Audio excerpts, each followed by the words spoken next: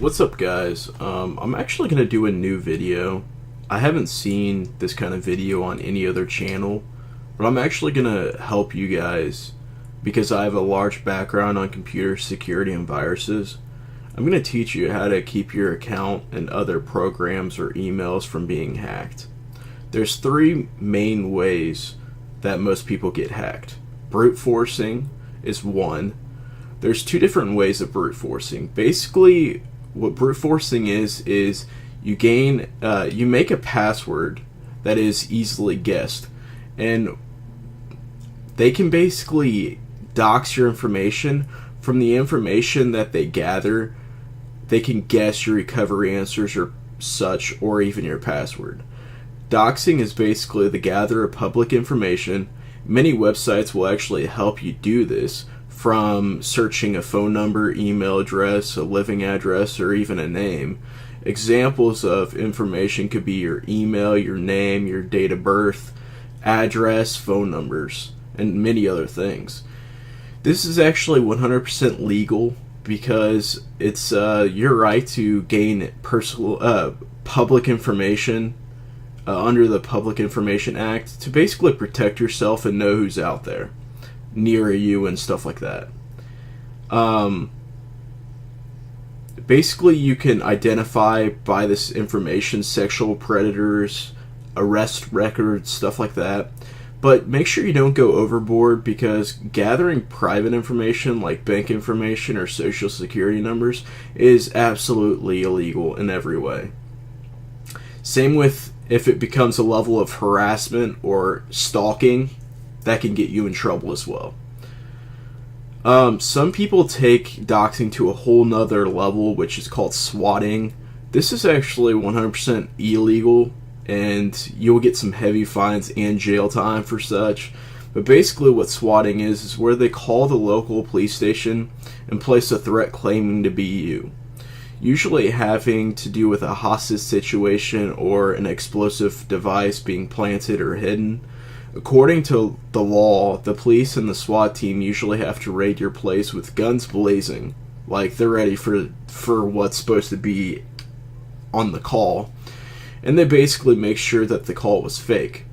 So they'll basically search your house, they'll bang on the door, they'll search your house and everything. After, if they find out it's fake, they're going to, of course, trace the number, and I feel bad for the person that did it. But that's why I say be careful with your information, because this could happen to you, and it happens to a lot of streamers, which is pathetically sad. But back to the topic, the second option of brute forcing is actually through a list called common password lists. And basically those are normal known passwords, like the word Google is a common known guest password, or Google 96, for example. This is a common guest password, and I can bet you that it's on the lists of common guest passwords. And these lists are millions on top of millions of words and passwords. Most people might ask, well, wouldn't they get locked out after so many wrong guesses on the password? Well, that's partially correct, but these programs run through proxies, which allows them to switch IPs or proxies every time they receive a 15-minute cooldown or a lockout guessing new passwords. Viruses and rats is the second way most people get hacked. I don't want to go too much in depth about what they are, but it basically allows the person that infected you to watch your device or computer completely, from what you're typing to even your passwords. By the way, owning a rat or a botnet is actually really just having one is technically not illegal, but having other people's computers on your rat or botnet without their permission, that is when it goes into being illegal. And if you're caught with that, that is a federal offense. So I would definitely be careful. Actually,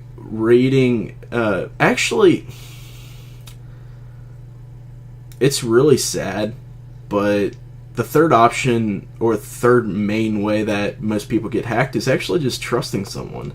They trust somebody in the community, or people you consider to be your friend, with trusting them with personal information like emails, logins, passwords, recovery questions, or answers. A lot of people actually get hacked, or basically letting people know about their information, that someone they close, that trust. Now we got that out of the way, let's talk about your password. It should be difficult to guess and not doxable. By that I mean, basically, if they got to know you from doxing, they can't guess it. Like, for example, a common recovery question is your first best friend. That is actually very guessable if you know anything about their personal life. And I suggest you should make a mixture of lowercase, capitals, and mixed numbers in between those capitals and stuff to make a secure password. Don't make words or passwords that actually mean something to you, that can be connected to you that way.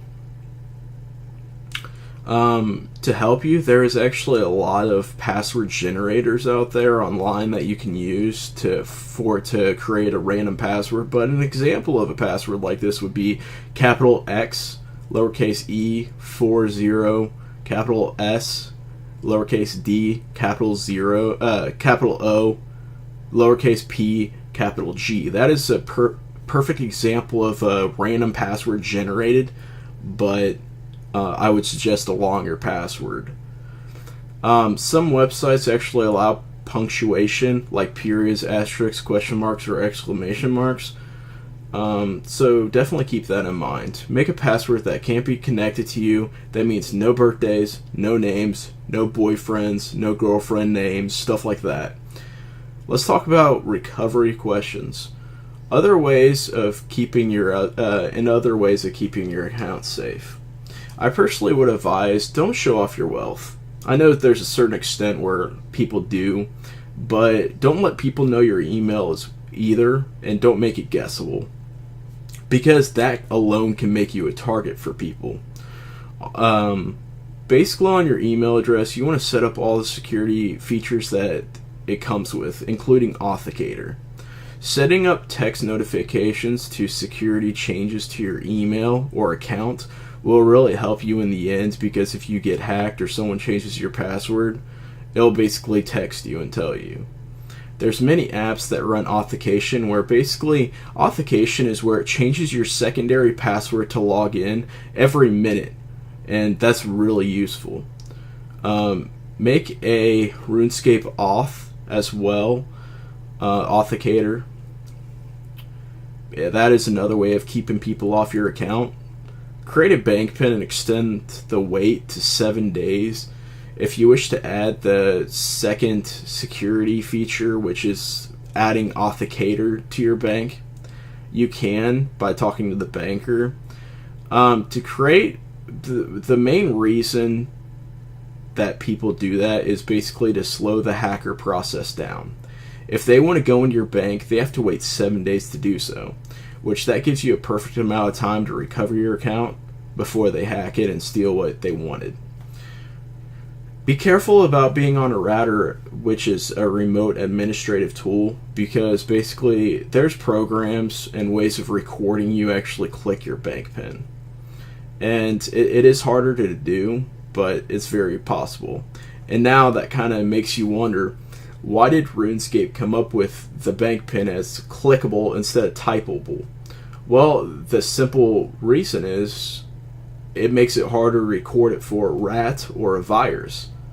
Because a rat, like I said, it can record keystrokes, whatever you type, including passwords, it sees it. Keep your recovery information and answers safe. Make them completely random, which I know it's kind of crazy, but it'll save you in the end. When it asks for an answer like your first best friend, I usually totally lie about it, and it will save your ass in the end, definitely. If it says, who is your first best friend? Seriously, I would put something like Apple. Like, who the hell is going to answer your question trying to hack you with Apple? No one's going to think of that. That's totally that's impossible. But make sure you write it down somewhere, because answers like that can be easily forgotten. I suggest don't keep it on your computer, because if you get hacked, that information is hacked as well, and your account is basically done for. I would suggest writing it down on paper or putting it on a USB drive, but don't keep it plugged into your computer, because if they hack your computer, they can see that as well. They can see your drive being like G or G drive. Be careful about natural disasters, of course, like fires, because if it just gets destroyed, all that information's gone, and basically there's no way of you recovering your account again, or else you remember it off the top of your head. I personally wouldn't keep it on a phone or device like that, because phones can be hacked or stolen pretty easily. Further information about recovering your account. Information like when you created your account, where did you create the account, what ISP did you use, and what's your current ISP, and previous passwords that you used. Keeping your IP address safe will definitely help in the end, so the use of a VPN is great, and also will prevent you from DDoS attacks, which DDoS attacks are pretty big in the gaming, because it gives them a little advantage. Another one that asks is, have you ever moved, and where to? How did you purchase your first membership?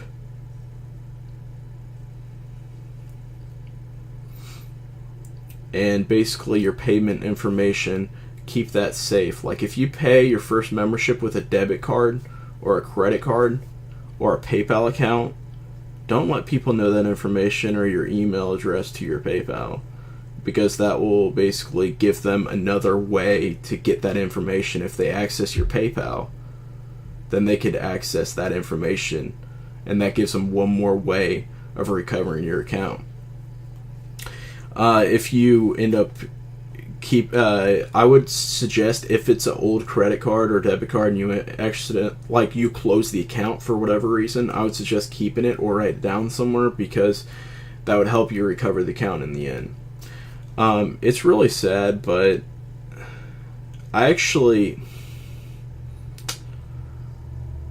if someone gets that information, you can basically kiss your account goodbye, because they will continue recovering the account.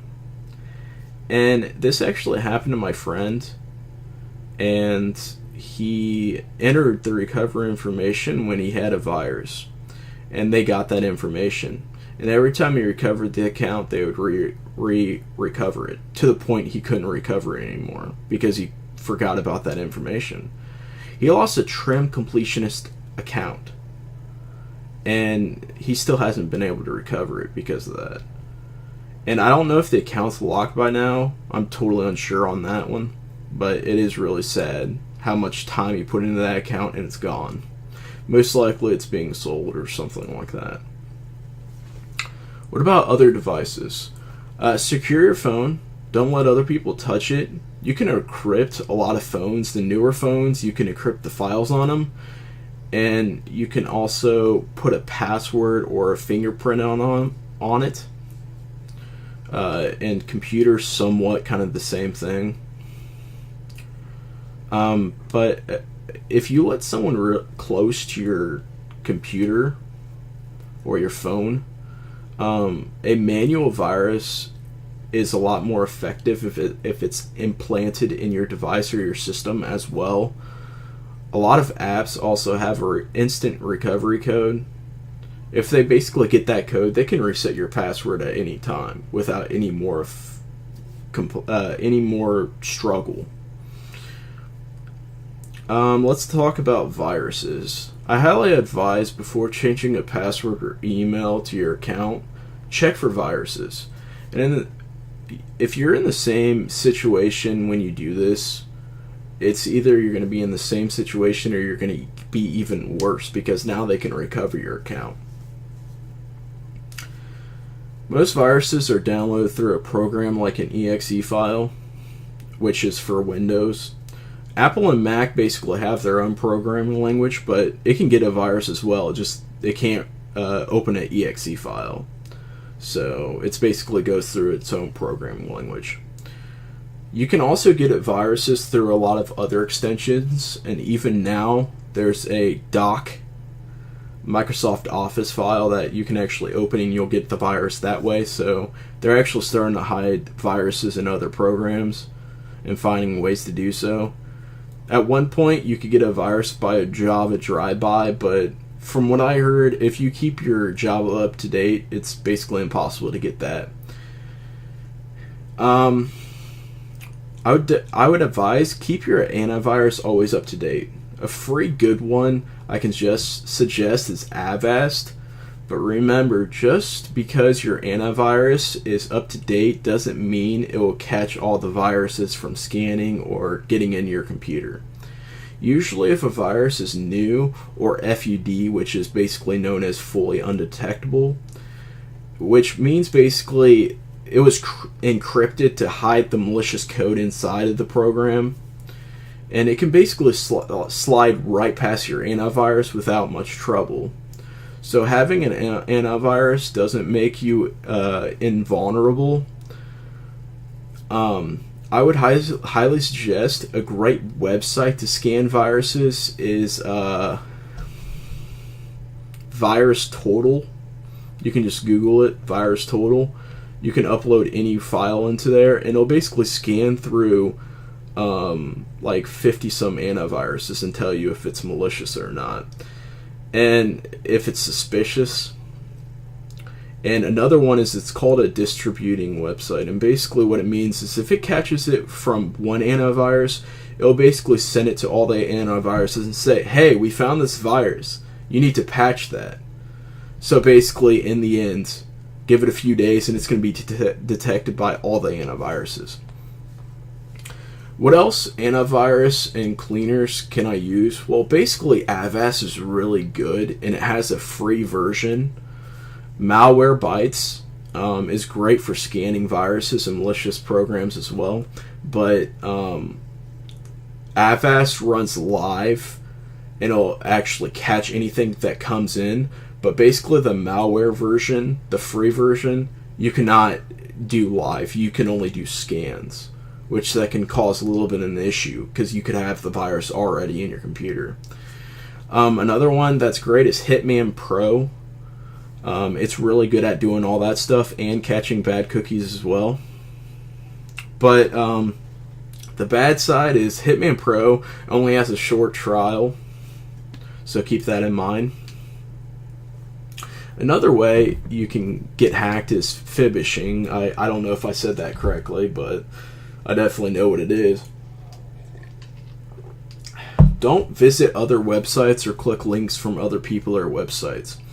It's best to check the URL bar or retype the website runescape.com, because if you type in the website, you're basically leaving that fake version of the website. That's what it basically is a fake version of the website, and it tries to get you to log in thinking that it's the real website.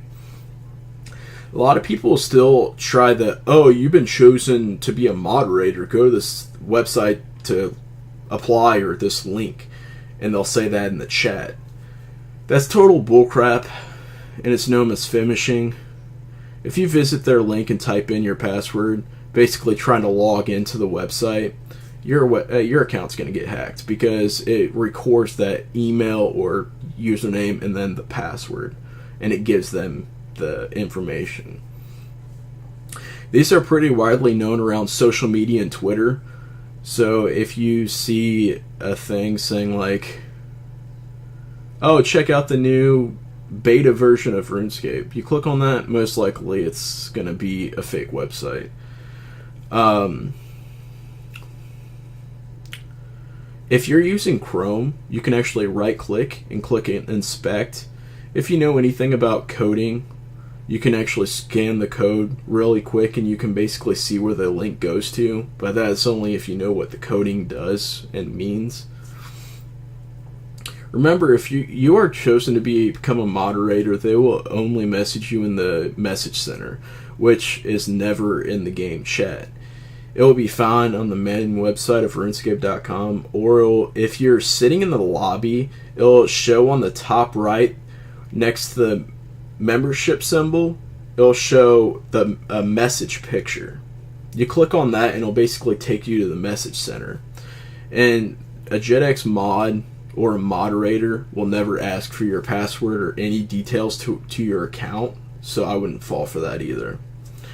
So a summary, basically don't open links, don't download files, or else you're 100% entirely sure what it is.